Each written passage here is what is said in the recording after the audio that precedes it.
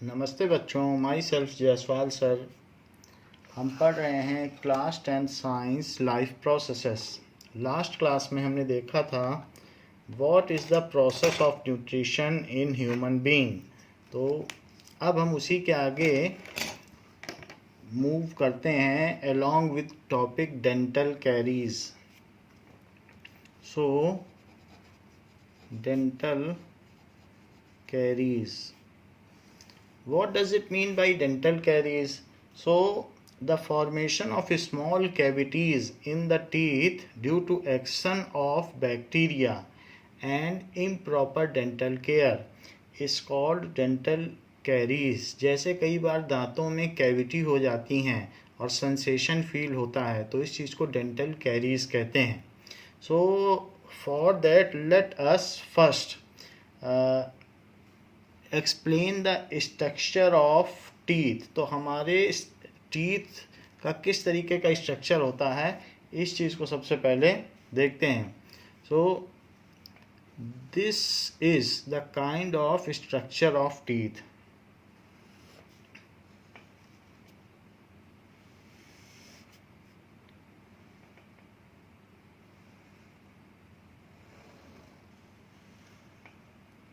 Now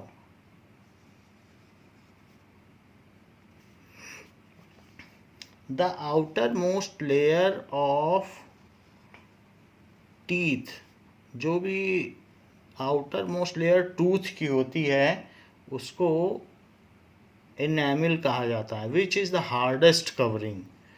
so it is the outer most covering of tooth. So this is enamel and this is seat of tooth, जो सबसे ऊपर का portion होता है, seat of tooth. And below enamel, enamel के नीचे एक और पोर्शन होता है दैट इज लेस हार्डर। तो वो चीज़ लेस हार्डर होती है, that is called डेंटाइन। ये इनामल हार्डेस्ट है, उससे लेस हार्डर है डेंटाइन। डेंटाइन, डेंटाइन के नीचे there are several blood capillaries. इसके नीचे बहुत सारी ब्लड कैपिलरीज होती हैं और ब्लड कैपिलरीज इस तरीके से इसमें होती हैं जो टीथ की ग्रोथ में और इन सब में हेल्प करती हैं। So these are called pulp cavity. इस चीज़ को कहेंगे पल्प कैविटी ना। तो इसको कहा जाएगा पल्प कैविटी।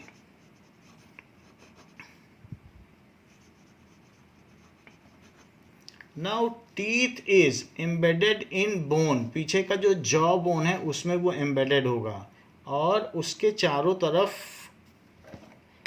गम होगा जो दांतों को होल्ड करके रखेगा। सो इस तरीके से ये टीथ को अपने पोजीशन पर होल्ड करता है। Due to this teeth is holding, और ये यहाँ पर जो जॉ होता है उसमें एम्बेडेड होता है या सिक्योर्ड होता है जिससे ये कहीं हिल नहीं सकता। So this is gum by which teeth is hold in its position. The portion which is seen outside, जो बाहर दिखाई पड़ता है उसको कहते हैं crown of teeth. That is called crown of teeth. तो इसको कह दीजिए क्राउन ऑफ टीथ, ये चीज हो गया। सो अब ये देखिए, दिस इज स्ट्रक्चर ऑफ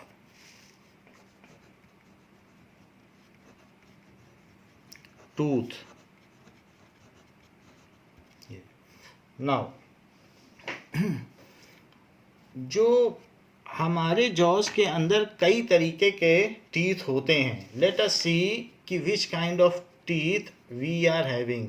तो जो सबसे एक्सट्रीम एंड्स पर होते हैं तो उनमें क्या होता है, ये जो ऊपर की सीट होती है वो वाइडर होती है और उसको कहा जाएगा ये मोलर्स हैं. So these are molars. तो ये मोलर्स हो गए. ये 4 इधर मोलर्स हैं, 4 मोलर्स. तो अपर जॉ लोअर जॉ, तो अपर टीथ लोअर टीथ, तो 4 मोलर टीथ ऊपर 4 नीचे, इस तरीके से हैं. उसके पहले उसमें उतना सीटिंग नहीं होता है. जो ऊपर का फेस है वो उतना ज़्यादा वाइडर नहीं होता है. मोलर प्री मोलर, ये दो प्री मोलर हो गए. फिर इसके बाद 2 ऐसे टीथ होते हैं, ये देखो आपको 2 प्री मोलर दिखाई पड़ रहे हैं. फिर इसके बाद शार्प टीथ होते हैं. तो ये टीथ जो होता है वो कैनाइन है. 2 कैनाइन यहाँ पर ये चीज़ है. सो ये देखिए, दिस इज कैनाइन, तो this is canine. So canine होगा ऐसा ऐसा, एक एक कैनाइन इसमें होगा, ऊपर 2 नीचे 2 कैनाइन. जैसे कभी कभी आप लॉयन में देखते हैं तो कैनाइन बहुत शार्प होता है.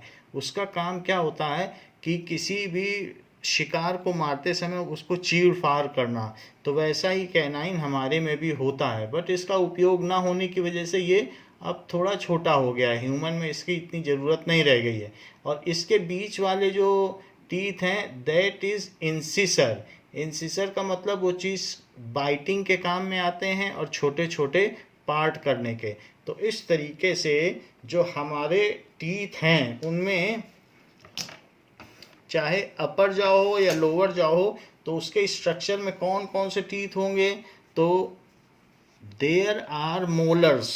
सो इस तरीके से अपर जॉ में अपर जॉ तो मोलर हो जाएंगे. उसके बाद प्री मोलर्स, फिर एक कैनाइन हो जाएगा, फिर इंसिसर हो जाएंगे, फिर एक कैनाइन हो जाएगा, फिर 2 प्री मोलर और 2 मोलर. तो 1 2 3 4 5 6 7 8 9 10 11 12 13 14. तो इसके बाद इसके नीचे भी जो लोअर जॉ है तो उसमें भी यही ऑर्डर रहेगा. 4 इंसिसर होते हैं जो बाइटिंग करने के काम में आते हैं. तो सबसे ज़्यादा डीप रूटेड होते हैं मोलर्स. तो ये सारे क्या कहलाए, दीज आर कॉल्ड मोलर्स. तो इसमें जो किनारे वाले हुए तो उनको हम क्या कह दें, molars.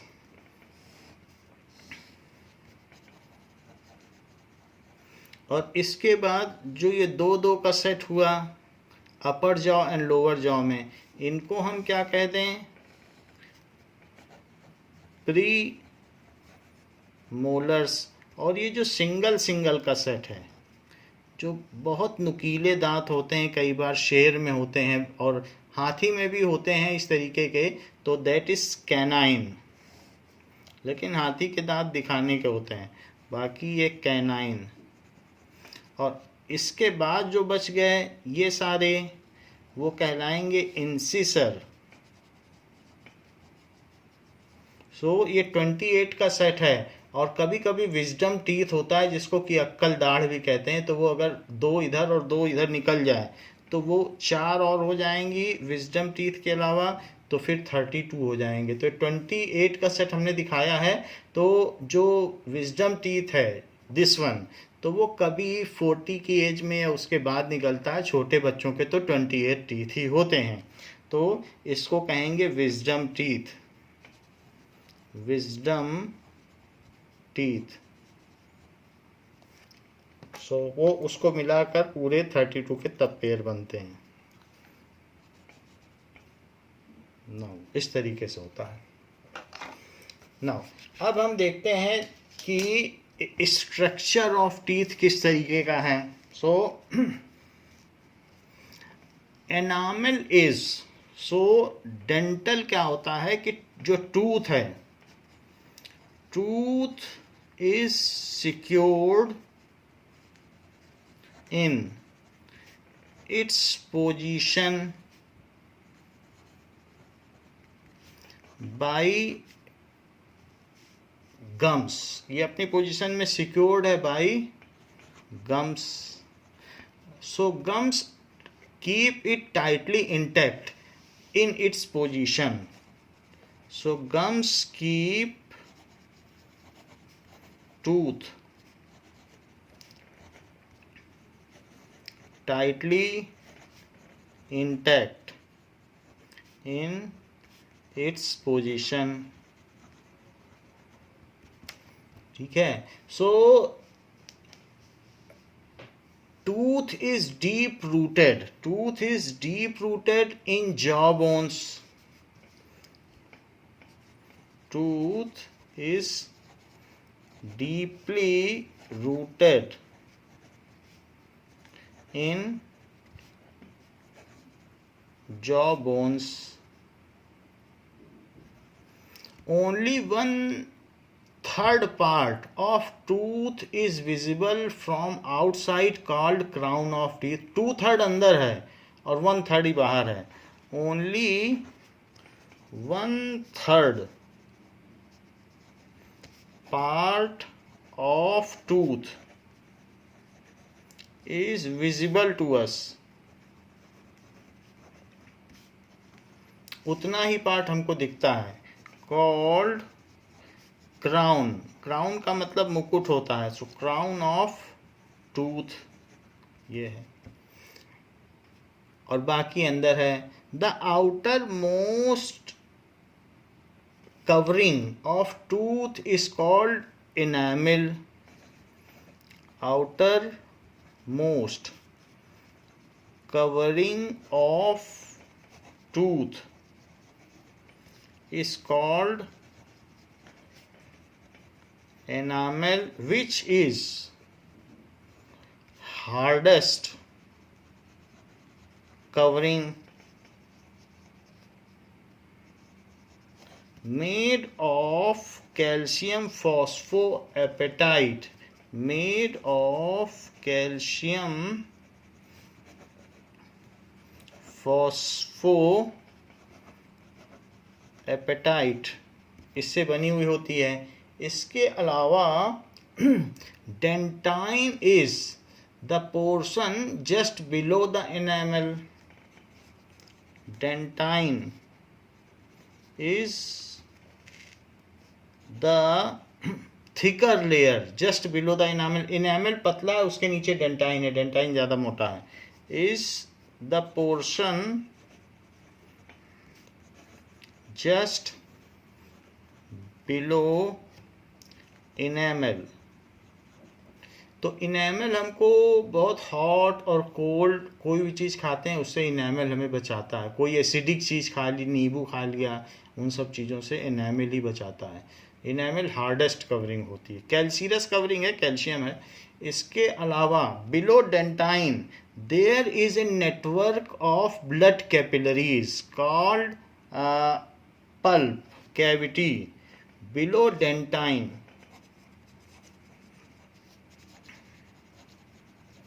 there is a network of blood capillaries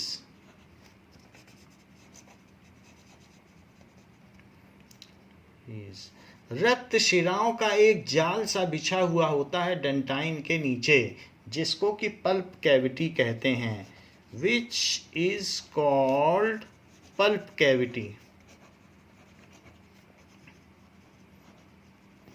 It helps in growth of teeth and making of enamel and dentine. अगर मान लो आपका enamel धीरे धीरे गड़बड़ हो जाए, डिके हो जाए, तो फिर ये जो ब्लड कैपिलरीज हैं फिर से enamel ग्रो कर सकती हैं.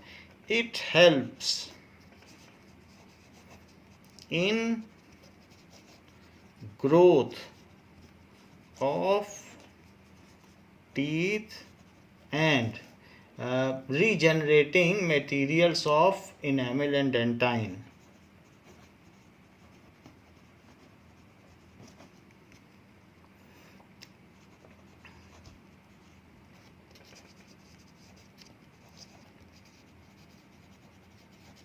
And dentine.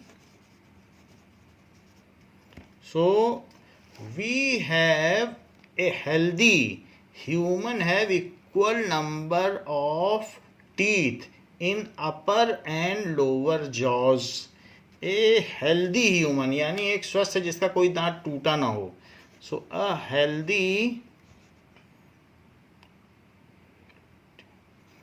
Human is having 32 teeth, mostly 28 ही होता है, मोस्टली 28, हायर एज में 40 की एज के बाद फिर बढ़ते हैं। सो 32 teeths in which half of them are present in upper jaws and half of them in lower jaws.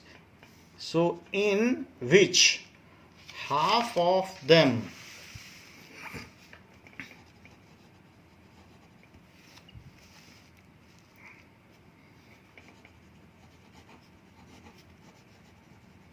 are present in upper jaws and half of them are present in lower jaws। इस तरीके से होते हैं। And they are position in a way that upper jaws seats exactly on lower jaws. जब आप मुंह बंद करेंगे तो टकराते नहीं है, वो बिल्कुल थोड़ा सा आगे पीछे की शिफ्टिंग होती है। तो अपर जॉ थोड़ा सा आगे होता है और अपर टीथ थोड़े से आगे होते हैं, लेकिन वो उस पर ठीक ठीक फिट बैठ जाते हैं। So they exactly abut each other when mouth is closed. These जो भी सेट्स ऑफ टीथ होते हैं एग्जैक्टली अबट टकराते हैं, Abbott each other when something is chewed or when mouth is closed. When something is chewed, जब किसी भी चीज को चबाया जाता है और माउथ इज क्लोज्ड, तो ये मुंह बंद कर लेते हैं। इस तरीके से हमारे टीथ होते हैं। Purpose of teeth is breaking down the food into a smaller particle so that it is suitable to pass through food pipe. पर function of teeth क्या है? Of teeth is breaking down of food into smaller particles. ठीक है, when it is engulfed. और ये तो हमारे में फंक्शन है। Otherwise in case of carnivore animal its function is to just tear apart the prey, जो अपने शिकार को चीर फाड़ कर डालना। ये कार्निवोर में है, जो मांसाहारी प्राणी है तो उनमें ये काम है। In addition to it teeth also helps us to speak different consonants और vowels। तो जब हमारी टंग टीथ से टकराती है तो अलग अलग तरीके के साउंड्स निकाले जा सकते हैं, लेटर्स निकाले जा सकते हैं। तो टीथ का ये भी काम है। अगर मुंह में टीथ नहीं होंगे तो हम किसी बूढ़े आदमी के मुंह से निकलने वाले, जिसके मुंह में एक भी दांत ना हो, तो स्पष्ट शब्द नहीं निकल सकते। तो टीथ हमको इस बात में भी हेल्प करता है कि हम क्लियरली किसी भी चीज़ का प्रोनाउंसिएशन कर सकें। तो ये सारे काम हैं।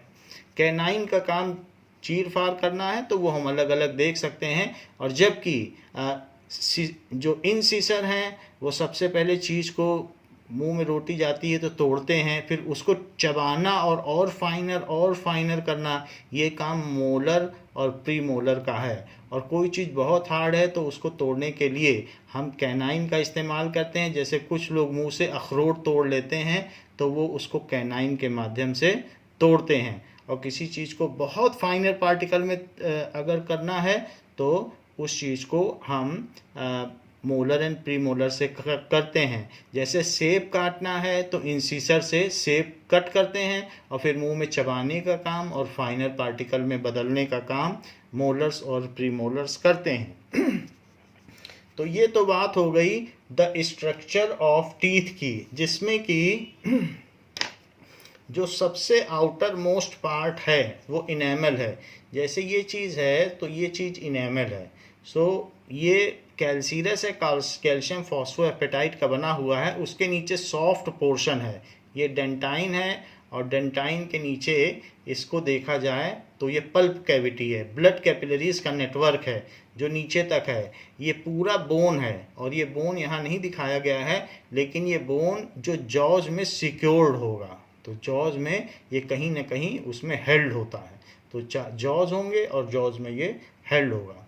इसके अलावा यहाँ पर इसके दोनों तरफ ये हम देखें तो गम से ये सिक्योर्ड है इस तरीके से, जिससे कि अपनी पोजीशन से ये हिले नहीं, तो गम इसको सिक्योर रखता है। This is seating of teeth. तो ऐसा टीथ का स्ट्रक्चर होता है जहाँ पर ये दिखाया गया है। इसी चीज़ को आप ऐसे भी देख सकते हैं कि ये जो टीथ है ऊपर से दिखने में वाइट लगता है और गम से सिक्योर्ड है, पूरी तरीके से सिक्योर्ड है। और अगर इसमें ऊपर का पोर्शन, इसमें दोनों चीज़ें होंगी, दैट इज़ देखें तो ये देखिए कि अब इसके अंदर वही चीज़ है कि एनेमल, डेंटाइन और डेंटाइन के बीच में ये नीचे क्या है, दिस इज पल्प कैविटी। तो पल्प कैविटी है और जिसमें ब्लड कैपिलरीज फिल्ड हैं। तो इस तरीके से ये डेंटल सीटिंग हो गई। और फिर इसके बाद ये नीचे कहीं पर नर्व से अटैच हैं, जो भी इसमें ब्लड कैपिलरीज थी उनको भी नर्व से अटैच होना है, और इस टीथ को जॉ में सिक्योर होना है। तो this is the structure of teeth. तो दिस इज, ऐसा हम देख सकते हैं टीथ का स्ट्रक्चर होता है। नाउ अब अगर हम इसमें ये गम्स हटा दें तो ऊपर नीचे का जो पोर्शन है उसमें देखेंगे कि फ्लैश हटा देने के बाद भी ये जॉज से कैसे सिक्योर्ड है, ये जॉज में, और ऊपर का जो टीथ है वो थोड़ा सा आगे है। तो इस तरीके से ये यहाँ पर दिखाया गया है कि it is held with upper jaw and it is also held with lower jaw. तो इस तरीके से इसका सिक्योर होता है। और ये जॉ है, जो लोअर जॉ है वो मूवेबल है, और लोअर जॉ यहाँ से मूव करता है। This is the moving place. तो लोअर जॉ ऐसे सीट करता है। चलिए, नाउ ये तो बात हो गई स्ट्रक्चर ऑफ टीथ की कि हमारे दांत कैसे होते हैं। तो डेंटल कैरीज क्या होती हैं और वो कैसे अकर करती हैं, ये चीज़ देखनी है। So define dental caries, how dental caries are developed. Question पूछा गया है, define dental caries, how dental caries are developed, how dental caries are developed। ठीक है, right method of prevention from dental caries, how can we keep our teeth healthy, and what are the methods of prevention from dental caries। the preventive measures भी कहते हैं, method of prevention या preventive measures. ऐसा काम करें कि dental carry हो ही ना, उसको कहते हैं प्रिवेंटिव मेजर्स। प्रिवेंटिव मेजर्स भी कह सकते हैं, प्रिवेंटिव स्टेप्स भी कह सकते हैं, जो आप चाहें सो कह सकते हैं। Preventive measures from dental caries.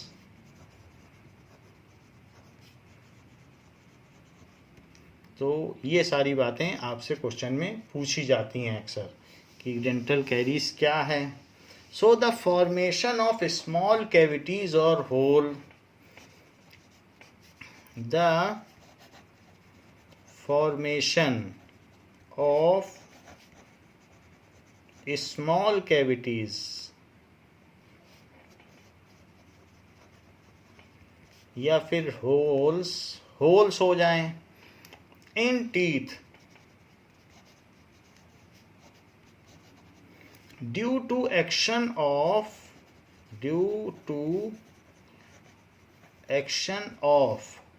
Acid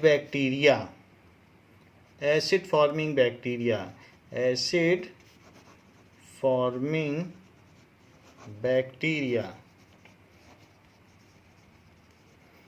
and improper dental care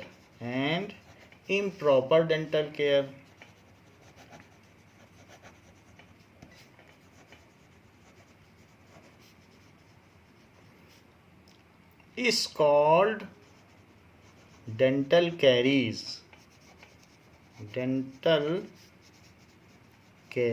उसको डेंटल कैरीज कहते हैं. जो होल हो जाते हैं, the formation of small cavities due to streptococcus bacteria, जो हमारे दांतों की सीट पे बैठ जाते हैं. यहाँ पर इस सीट पे बैठ गए और सीट पर बैठकर जब भी शुगरी सब्सटेंस खाते हैं या कार्बोहाइड्रेट खाते हैं उसमें ग्लूकोज होता है, तो हमें मालूम है कि वो बैक्टीरिया, उनके पास कोई डाइजेस्टिव सिस्टम नहीं है, तो वो क्या करते हैं, एसिड सेक्रीट करते हैं यहीं पर, और उस एसिड से शुगर को डाइजेस्ट कर लेते हैं और उसकी एनर्जी से वो जिंदा रहते हैं. लेकिन जो उन्होंने एसिड सेक्रीट किया उससे ये जो कैल्शियम है वो पूरा का पूरा कैल्शियम गलता चला जाता है. हमने बताया ये कैल्शियम का होता है. तो कैल्शियम, अगर कैल्शियम कार्बोनेट का भी हुआ तो अगर उसमें HCl या एसिड सेक्रीट किया जाए कोई भी, तो उससे CaCl2 बन जाएगा और साथ में CaCl2 बन जाएगा और वाटर बन जाएगा और CO2. और CaCl2 हम सबको मालूम है वाटर सॉल्युबल है. तो जो हमारा एनामल था, जो मार्बल टाइप एनामल था, वो सारा पानी में सॉल्युबल है और घुल के निकल जाएगा. तो अल्टीमेटली ये किसने सेक्रीट किया, HCl, एसिड किसने सेक्रीट किया, बैक्टीरिया ने. क्यों सेक्रीट किया, जिससे कि जो शुगर हमने खाया है और माउथ में रह गया है, हमने गार्गल नहीं किया है खाने के बाद, अच्छी तरीके से माउथ वॉश नहीं किया, तो इसमें रह गया. तो जो यहाँ सीट पे बैठा हुआ बैक्टीरिया था, स्ट्रेप्टोकोकस बैक्टीरिया, तो उसके अंदर तो डाइजेस्टिव सिस्टम नहीं है कि शुगर खा ले और अंदर ही अंदर डाइजेस्ट करे, तो वो यहीं पर ही एसिड सेक्रीट करता है, HCl. और HCl सेक्रीट करता है वो तो अपने खाने के लिए करता है कि खाने को या शुगर को पचा के खा जाए, और उसने एनर्जी ले ली. लेकिन उसने जो एसिड सेक्रीट किया था शुगर को पचाने के लिए, उस एसिड ने इस लेयर के साथ ही रिएक्शन कर ली. ये लेयर है कैल्शियम कार्बोनेट की, तो उसने इस लेयर के साथ ही रिएक्शन कर ली. और जब रिएक्शन कर ली तो वो सॉल्युबल होकर के घुल के बह गई. तो ऐसा वो इनेमिल के साथ भी करता है और ऐसा डेंटा, इन दोनों को घोल देता है और बाद में इसमें एक होल डेवलप हो जाता है, ऐसा होल.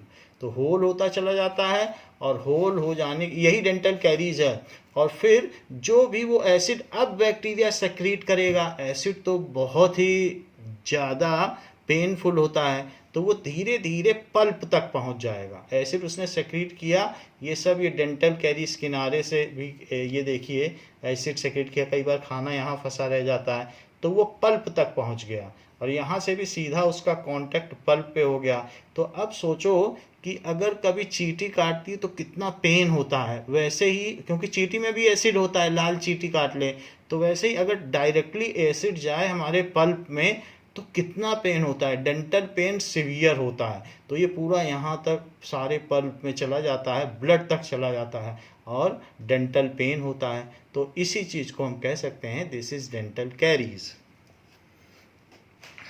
तो सबसे पहले हम लोगों ने डेफिनेशन देखा कि डेंटल कैरीज होता क्या है. Now how it happens, how dental caries develops. So when we eat sugary food, कहने के लिए तो शुगरी फूड है, लेकिन हर फूड में कार्बोहाइड्रेट होता है. When we eat sugary food, then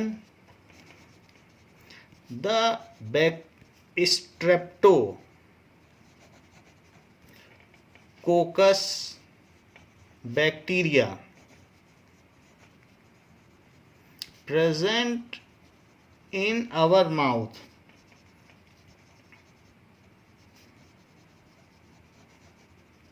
वो क्या करते हैं, रिलीज एसिड. ये जो भी होते हैं, ये जो बाहर एसिड सेक्रीट करते हैं और भोजन को खाते हैं, इनको सेप्रोट्रोफ्स कहते हैं, क्योंकि ये बाहर में खाने को पचाते हैं. They release acid to digest sugar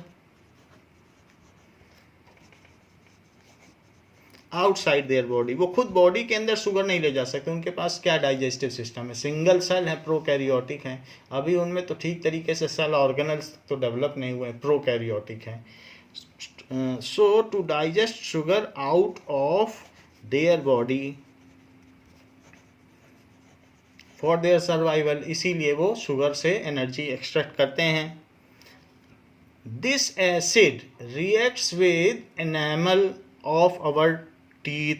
this acid जो उन्होंने सेक्रीट किया, उन्होंने तो हमारे टीथ के लिए थोड़ी ना किया था, खाना पचाने के लिए किया था, लेकिन वो एसिड हमारे इनेमल से रिएक्ट कर जाता है. This acid reacts with enamel of our teeth, reacts with enamel of teeth, इससे रिएक्ट कर लेते हैं. And slowly enamel is washed away, slowly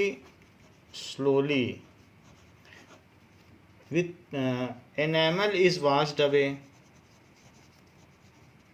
या डिके कर जाता है, सारा सॉल्युबल होकर डिके कर जाता है. Then it comes the turn of dentine,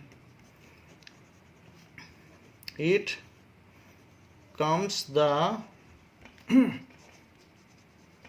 turn of dentine. तो डेंटाइन भी वॉश्ड अवे हो जाएगा, डेंटाइन भी खत्म हो जाएगा. Dentine, it also become water soluble and washed away. It also acts with acid and washed away.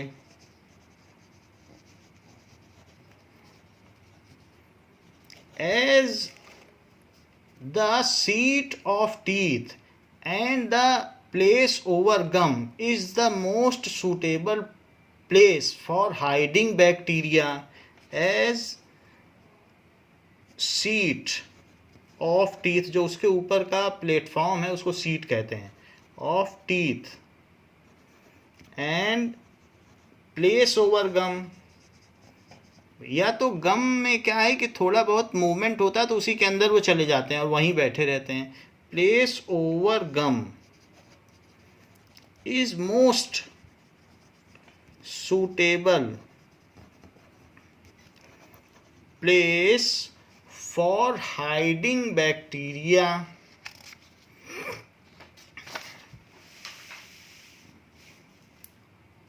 for hiding bacteria.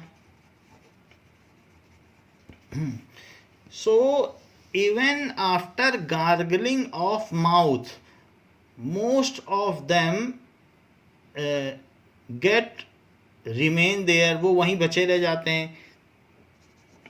Even after gargling, जो हम गार्गलिंग करेंगे, और mouth wash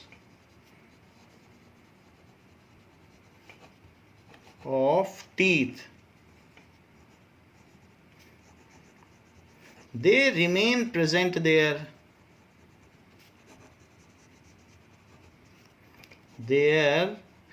And continue to secrete acid and harm our teeth and continue to secrete acid and harm our teeth. Bacteria also secrete some cement-like portion called yellow plaque. एक yellow cement like portion होता है दांतों में जो पीलापन आ जाता है और मोटी सी लेयर हो जाती है for a suitable hiding place for them. So bacteria ये भी चालाकी करते हैं. Bacteria secrete a yellow cement like substance called dental plaque, जो कि माउथ वॉश के बाद भी जो डेंटल प्लेक है वो वॉश आउट नहीं होता और दांतों में बना रहता है. तो बैक्टीरिया ये भी चीज़ करते हैं कि डेंटल प्लेक बना लेते हैं, दांतों के चारों तरफ एक अपना घर बना लेते हैं कि उसमें वो रह सकें. जैसे इस तरीके से देखिए कि अगर आप देखें तो दांतों में एक तरीके का डेंटल प्लेक है, चारों तरफ येलो सब्सटेंस आपको दिख रहा है, तो वहाँ पर उसके पीछे बैक्टीरिया छिप जाते हैं और ये इस तरीके का घर खुद ही बनाते हैं वो सीमेंट लाइक. तो उसको अगर आप कोई बहुत अच्छी तरीके से डेंटल टूल से ही क्लीन करेंगे तो ही होगा, और ब्रश से डेंटल प्लेक क्लीन नहीं होता और इसके पीछे बैक्टीरिया छिपे हुए रहते हैं. नाउ तो it is called dental plaque. It is the most suitable hiding place and they suitably hide behind this dental plaque क्योंकि cement like substance है. So bacteria secrete this is this जो dental plaque है this is used as residing place for bacteria या hiding place for bacteria, and eventually our teeth is eaten away and eventually our teeth get decay उसका क्षय हो जाता है. And now the bacteria have access to pulp. Now bacteria जो भी हैं have bacterias have access to pulp by making dental caries. जैसे हमने बताया जो होल बना देते हैं by making holes या फिर dental caries. At this junction, at this time, whatever acid is secreted by bacteria directly comes in contact with pulp and blood. At this time, whatever acid is secreted by bacteria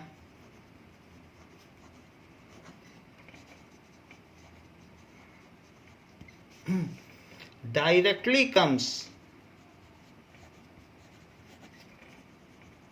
in contact with blood capillaries present in pulp cavity. Blood capillaries रक्त शिराओं के संपर्क में वो जो acid छोड़ा जाता है, जो अम्ल छोड़ा जाता है, वो रक्त शिराओं के संपर्क में आ जाता है. Blood capillaries present in pulp cavity and causes severe dental pain. And causes severe यानी बहुत तेज डेंटल पेन होता है. तो this is how dental caries are form. तो दिस इज टोटल प्रोसीजर कि how dental caries occurs. This is how dental caries occurs. ये कैसे होती हैं, यहाँ ये बात बताई गई. Now preventive measures. Preventive measures का मतलब क्या है? रोकथाम के उपाय. मीजर्स. सो क्या क्या प्रिवेंटिव मीजर्स हो सकते हैं? So clean mouth properly after every meal. जब भी हम कुछ खाएं या एवरी ईटिंग कुछ भी लें. So clean teeth properly after every meal. तो हर खाने के बाद हमें क्या करना चाहिए? माउथ गार्गलिंग करनी चाहिए. ठीक है. With mouth wash. Mouth wash होता है तो उसके साथ. सो mouth can be gargled with mouthwash after meal. Mouth can be gargled with mouthwash after every meal. After every meal. इसके अलावा brush twice daily in morning and night before sleeping. Brush teeth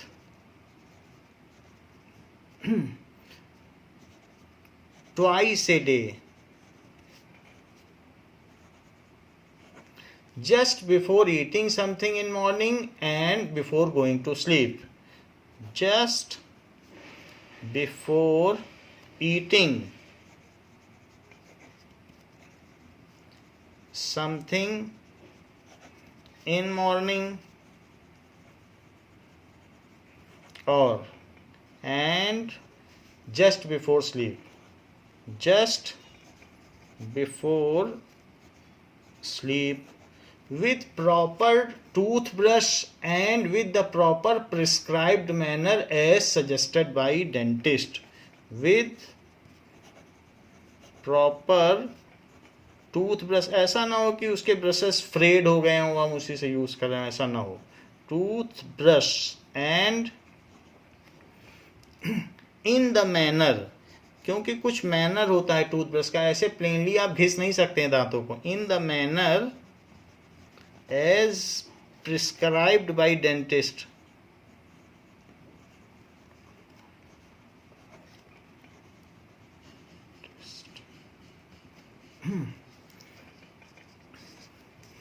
So stop eating frequently in a day. ऐसा ना हो कि आप थोड़ी थोड़ी देर में 10 मिनट में 20 मिनट में कुछ ना कुछ खाते रहें. तो उससे क्या होता है? There is a chance of remnant of sugary substance. So give gap between 2 meals and stop eating frequently the food items.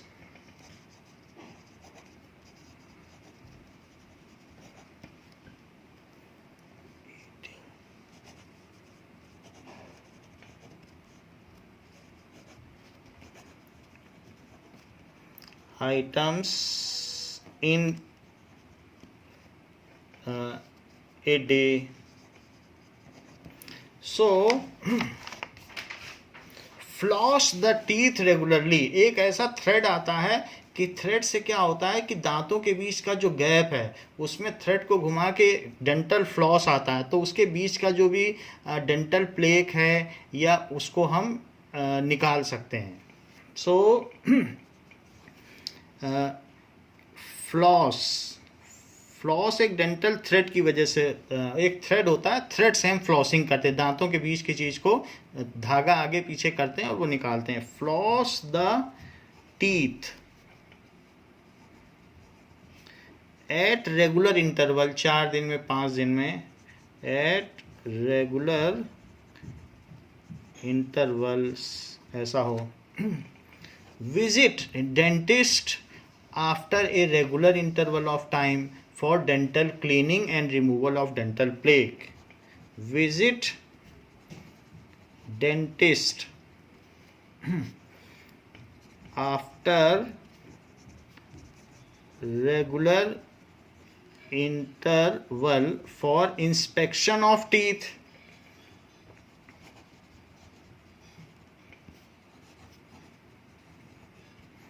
and removal of dental plaque। Dental plaque हो तो उस केस में भी आप उसके रिमूवल के लिए डेंटिस्ट को दिखा सकते हैं। So there are good food habits जिससे कि हम ये सारी चीज़ें हटा सकते हैं। In case of any dental problem visit dentist, उसको खुद ही हैंडल ना करें। In case of any dental problem visit dentist. तो इस तरीके से अगर हम करेंगे, these are the various preventive measures for getting rid of dental caries. Now we will see in text questions.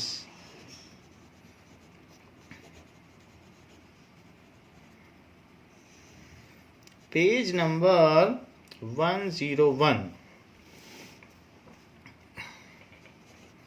What are the difference between autotrophic nutrition and heterotrophic nutrition? What are the differences between autotrophic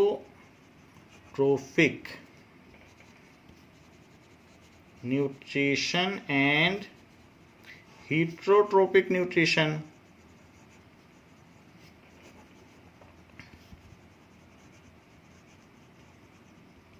तो ये बात पूछी गई है कि जो भी स्वपोषी हैं और परपोषी, उनमें क्या भेद है, इन दोनों प्रकार के न्यूट्रिशन में क्या डिफरेंस है।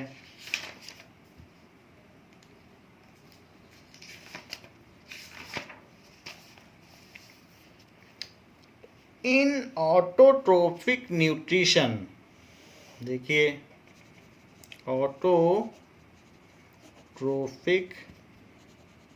Nutrition and heterotrophic nutrition.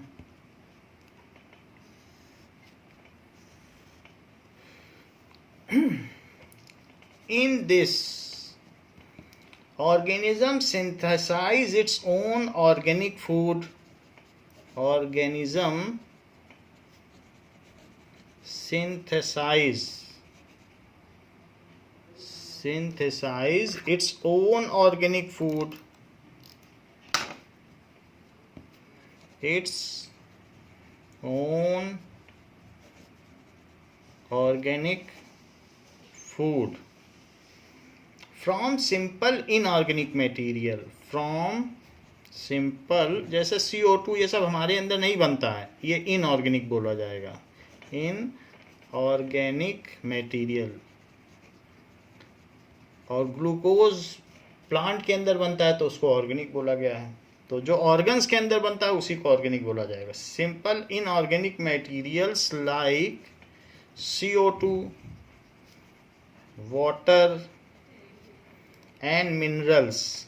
Minerals भी चाहिए, नाइट्रोजन भी चाहिए जमीन से, तभी प्रोटीन बनेगा प्लांट का। And minerals present in surrounding, in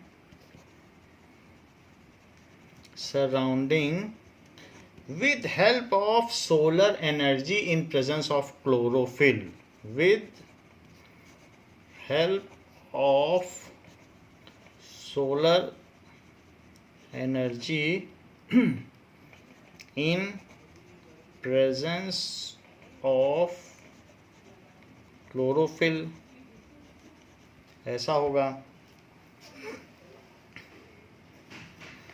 Heterotrophic nutrition, organism cannot synthesize its own food. In this mode, organism cannot synthesize its own food. It depends for their food needs on autotrophs directly or indirectly. It depends for their nutritional need on autotrophs directly, या तो हरे plant खा ले या indirectly.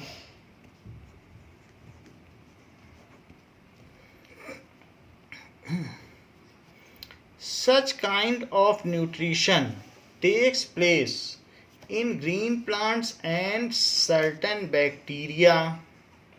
Such kind of nutrition takes place in green plants, ये green plants में होता है, plants and blue green algae उनमें हो सकता है। सर्टन बैक्टीरिया भी, कुछ ऐसे बैक्टीरियाज हैं जिनमें क्लोरोफिल प्रेजेंट है और वो खाना बना सकते हैं, ऐसे कुछ ही हैं वाटर में रहने वाले। Certain bacteria and blue green algae, blue green नील हरित शैवाल, ब्लू ग्रीन एल्गे, तो वो ये कर सकते हैं। नाउ जबकि इसमें क्या होता है, सच टाइप ऑफ न्यूट्रिशन, देखो इसमें सब आ जाएंगे, सेप्रोट्रोफ्स भी आ जाएंगे और इसी में पैरासाइट्स भी आ जाएंगे, सभी तो हीट्रोट्रोपिक मोड में आते हैं। तो such type of nutrition takes place in saprotrophs, parasites and, इसके अलावा हर्बीवोर्स एंड कार्निवोर्स। हर्बीवोर जो घास खाते हैं और वो सब चीज़, हर्बीवोर प्लांट प्रोडक्ट्स खाते हैं, एंड कार्निवोर जो मीट खाते हैं। तो इस तरीके का न्यूट्रिशन इनमें होता है। बात कही गई है कि where do plants get each of raw material required for photosynthesis? Plant जो रॉ मटेरियल है उनके प्रकाश संश्लेषण के लिए वे कहाँ से प्राप्त करते हैं? Where do plants get each of the raw material, get each of the raw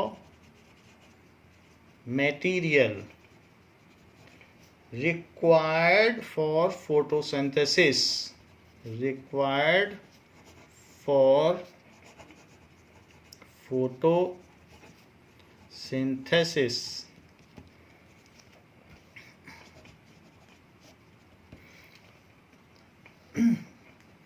Plant need two raw materials, so plant get CO2 from atmosphere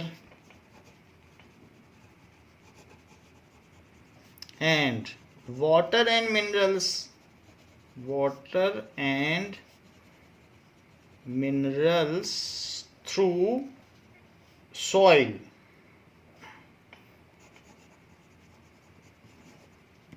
तो सॉइल से और एटमॉस्फेयर से वो मटेरियल प्राप्त करते हैं. In addition to it they receive solar energy from sun.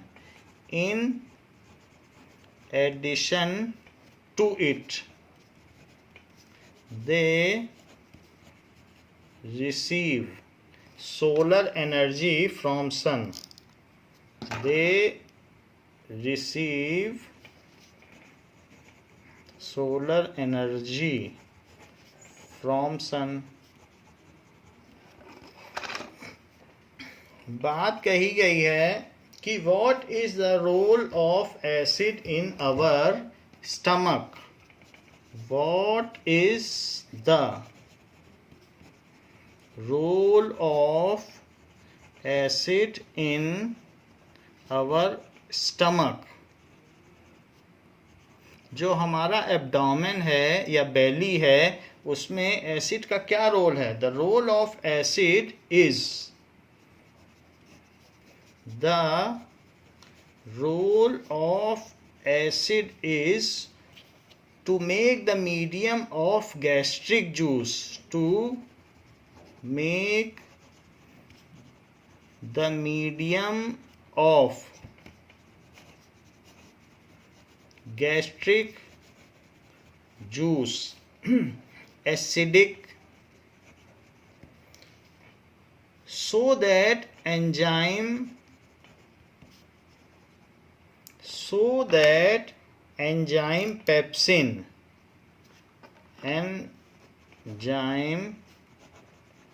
pepsin can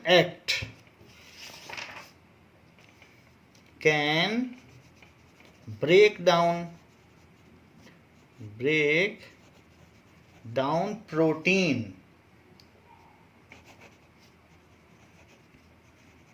protein को तोड़ सके into smaller particles, into smaller components.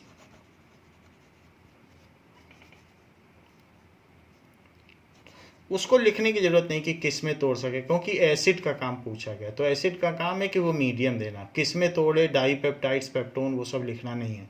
Protein तोड़ सके, बस इतना काफ़ी. जब पेप्सिन का काम पूछा जाए तब पूरा लिखो. अब इसके अलावा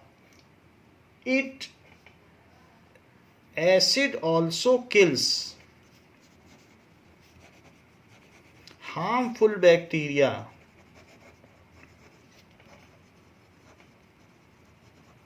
present in food. तो वो उनको भी मार देता है. तो ये काम है उसका. What is the function of digestive enzymes? What is the function of digestive enzyme?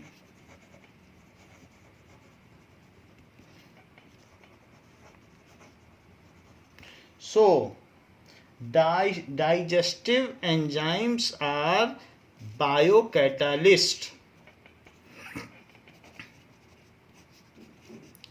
Digestive enzymes are strong chemical juices called biological catalyst.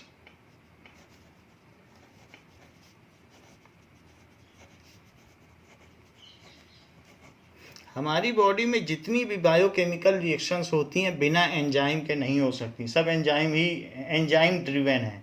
which breaks down the complex food molecules, which ये protein होते हैं enzymes. break down the complex food molecules into जो complex food molecules हैं जैसे कि carbohydrate, protein, fat, ये सब complex हैं. Into smaller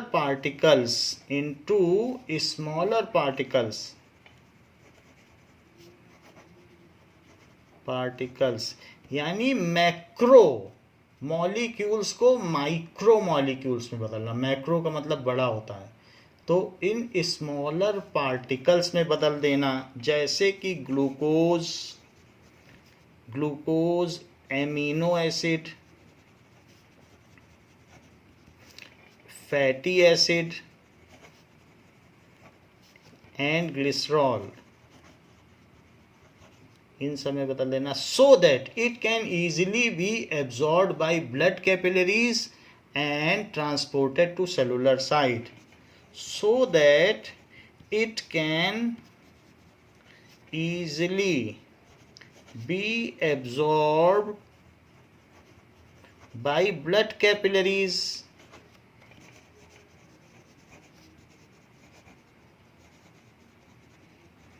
and transported to cellular site.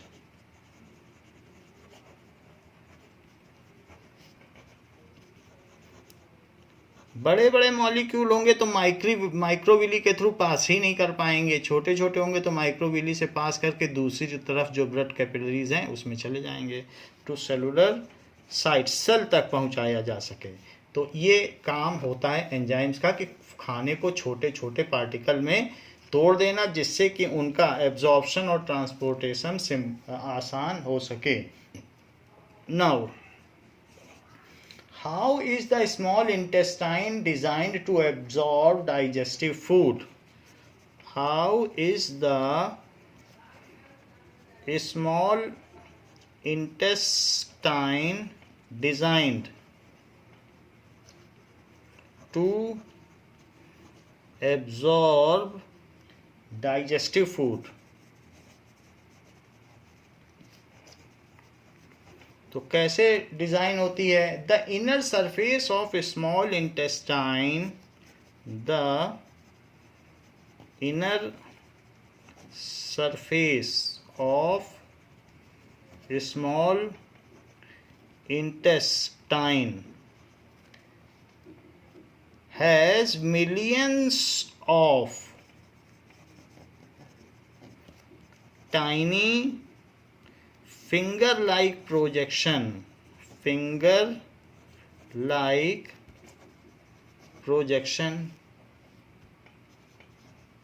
उसमें बहुत छोटे छोटे उंगली नुमा प्रोजेक्शंस उभार निकले होते हैं, so called microvilli,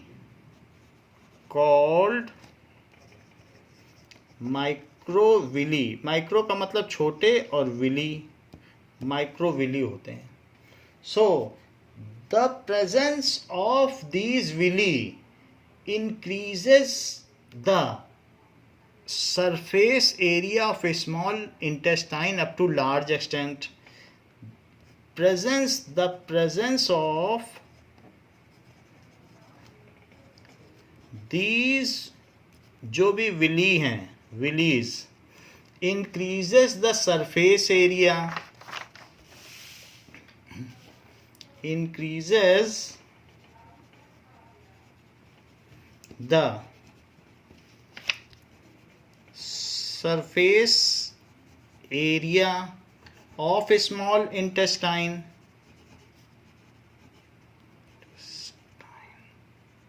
to manifold, कई गुना बढ़ा देते हैं, manifold, so that, कई गुना क्यों बढ़ा देते हैं? So that the process of absorption of nutrients takes place effectively, so that the process of absorption of digested food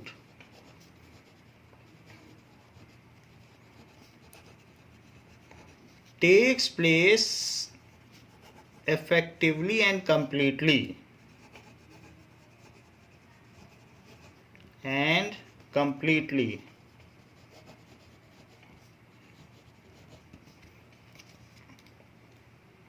तो इस तरीके से ये काम करते हैं। If there are no villi, then whatever food is digested with simply expelled out of our body without getting properly absorbed. If there would be no villi,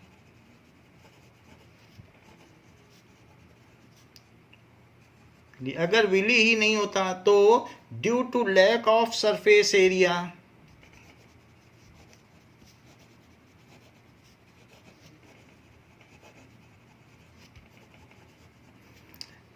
digested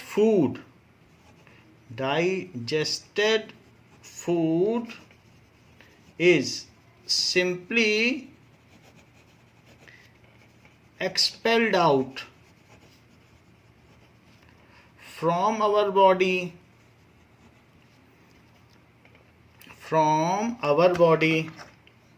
without getting absorbed.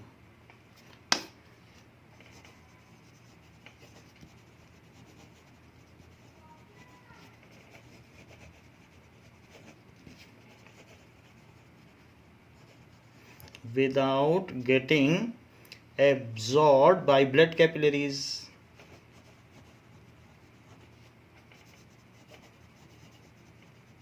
तो ये बात है, इसलिए इनका surface area ज़्यादा होना ज़रूरी है कि ये एक प्लेटफॉर्म देते हैं कि उन्हीं के थ्रू ज़्यादा से ज़्यादा फूड एब्जॉर्ब हो सके। तो बच्चों इस क्लास के लिए इतना ही, इसके आगे हम रेस्पिरेशन नेक्स्ट क्लास में पढ़ेंगे। थैंक यू बच्चों।